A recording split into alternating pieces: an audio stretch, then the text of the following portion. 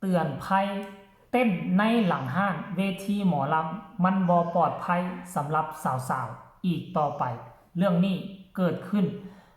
กับสาวน้อยลำเพลินโชว์งานนี้จะแก้ไขแนวใดดีถ้าบ่สั้นสาวหมอลำอาจจะตกเป็นเหยื่ออีกหลายคนทักทายสวัสดี FC แฟนคลับทุกท่านที่เคารพและนับถือเป็นอย่างสูง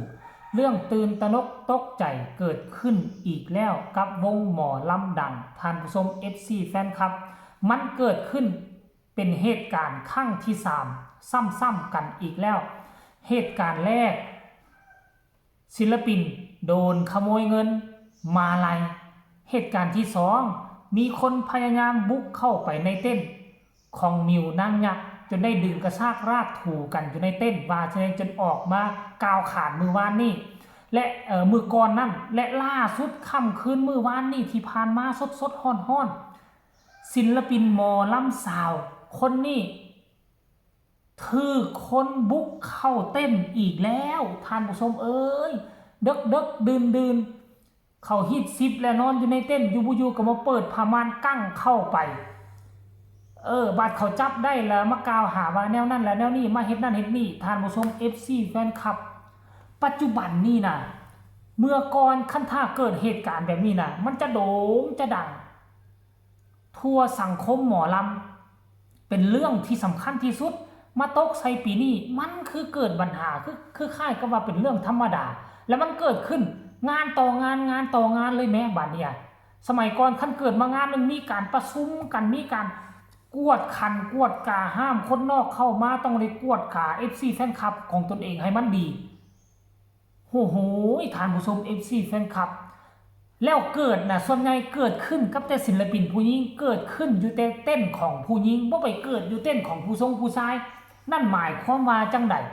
คนที่เข้ามาเต้นมีจุดประสงค์2อย่างที่ค่อยคาดเดาเอาไว้อันที่1ก็หวังสิมาปลุกมาปั้มอันที่2ก็หวังจะมาลักเครื่องขโมยของมันก็มีได้2อย่างนี่แหละอยู่ไปบุกรุกเข้าเต้นส่วนตัวของผู้อื่นเขาเนาะเหตุการณ์นี้เกิดขึ้นกับผู้ใดวะที่เกิดขึ้นกับน้องแก้มปนัดดาคือเปิดเต้นเข้ามาแบบนี้เนาะว่าสั้นไม่เรียกเปิดเข้ามาเลยใครก็ไม่รู้จักบอกเข้ามาขายปลาท้องโกถ้าหนูไม่อยู่เต้นหรือเปลี่ยนชุดจะเป็นยังไงคะเนี่ยจะมาขายปลาต้องโกปลาท่องโกเจ้าก็ต้องเอิ้นตัวมันเคาะบ่ได้อยู่แล้วมันเป็นเต้นมันเป็นผ้าอย่างผ้าบัดเจ้าก็ต้องห้องเด้อขนมเด้อปลาท่องโกเด้อว่าสิใครสนใจเขาก็สิเปิดเต้นออกมาหาแม่นบ่ล่ะอันนี้คือเจตนาเจ้าคือเจตนาบ่ดีละ 100% อันนึงมาจะมาขโมยอันที่2มาคือค่อยเว้าหั่นแหละจะมาลวนลามจะมาปลุกปั้นนั่นแหละจะมาปลุกปั้มนั่นแหละบนปั้นแล้วปลุกปั้มเด้ถ้าเปิดเข้ามาคือน้องบอกว่าขั้นตอนคือน้องเปลี่ยนชุดอยู่เฮ็ดจังได๋โป้เปื่อยอยู่เฮ็ดจังได๋คันถ้ามาเป็นผู้ชายสิเปิดเข้าไปเจอห่วยอดบ่ได้แหละ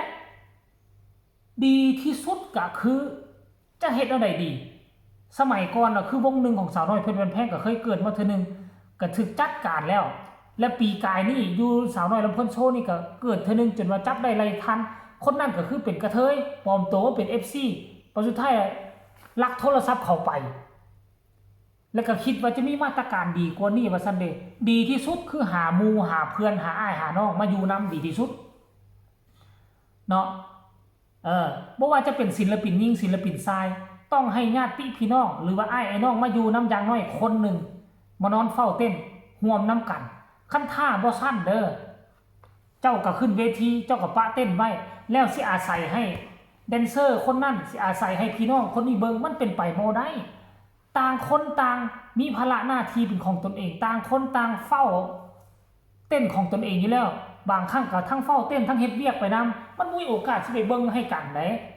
บางทีเฮาก็เบิ่งให้อยู่เห็นย่างๆมาพอวงหมอลำนี่เป็นวงที่คนเข้าหลายที่สุดบางครั้งก็เป็น FC คนนั้น FC คนนี้เฮาก็บ่สามารถห้ามมันเจ้าเป็นไผบ่สามารถไปท่วงไปทักเจ้ามาหยังสิเด้